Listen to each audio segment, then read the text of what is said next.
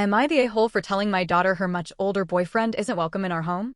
My F48 husband, M46, and I have a 20-year-old daughter, Ellie, who is currently on vacation from college. About 5 months or so ago, Ellie told us that she had a new boyfriend, who I'll call Tom. This came rather out of the blue as Ellie hadn't mentioned seeing anyone or that she was dating, but both my husband and I were supportive and happy for her. However, Ellie was strangely secretive about the whole situation.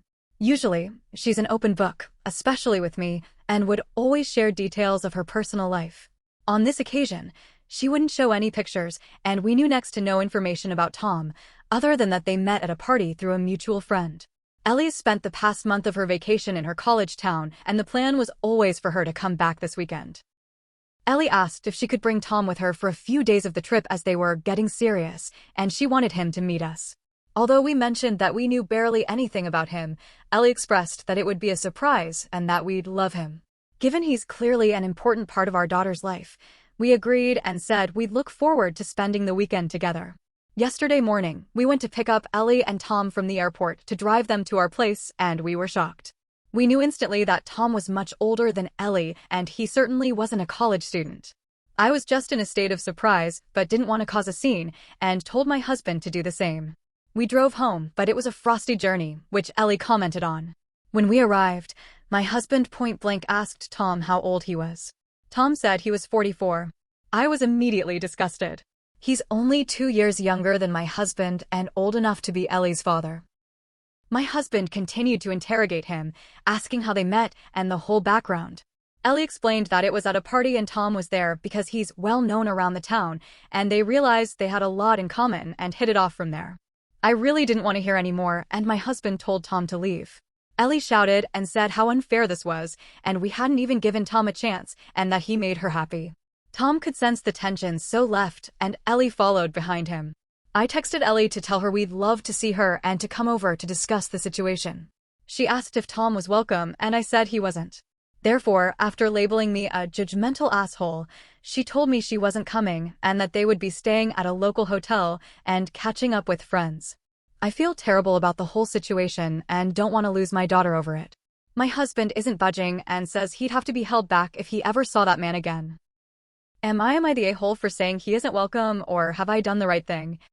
I was incredibly down throughout most of Sunday, so I spoke to my husband and said that I really wanted to see Ellie. However, I knew that wouldn't be possible without also seeing Tom, so I mentioned to my husband about meeting Ellie and Tom at a neutral location for brunch today. I asked my husband if he wanted to join, but he said he didn't feel in the right frame of mind at this stage, so we agreed that I would go alone. I was anxious throughout the drive, but when I met Ellie, those nerves subsided relatively quickly. I was generally just happy to see her and that she was well. I still felt a bit uncomfortable around Tom, but I thought this was the opportunity to find out more about him and his intentions, as it were. We sat down and I tried to find out as much information about Tom as possible.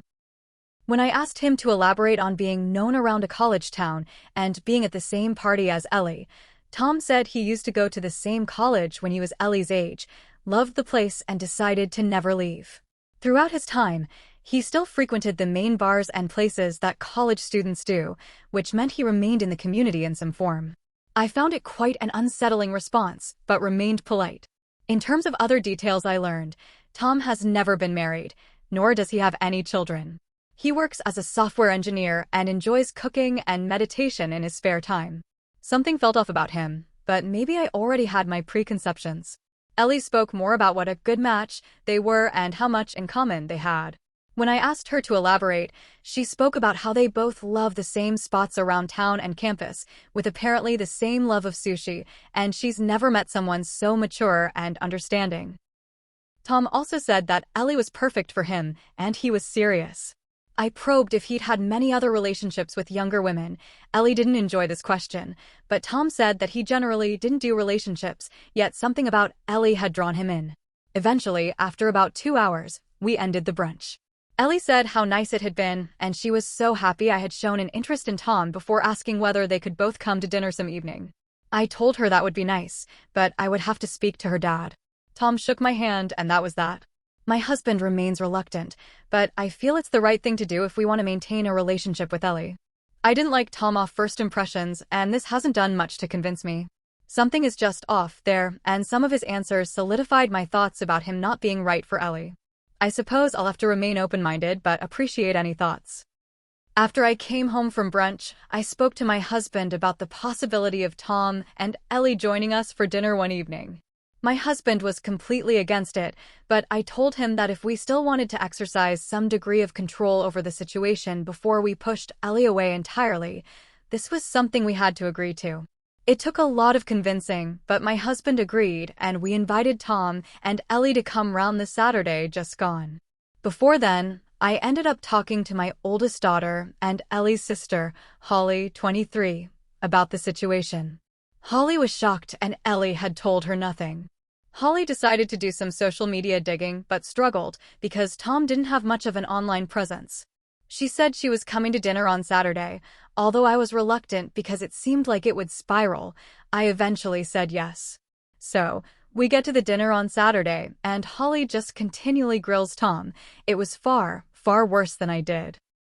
She asked him if younger girls were his type, why someone his age is still hanging around at college parties, and other small remarks. Ellie told her multiple times to leave her alone, and I tried to act as a mediator.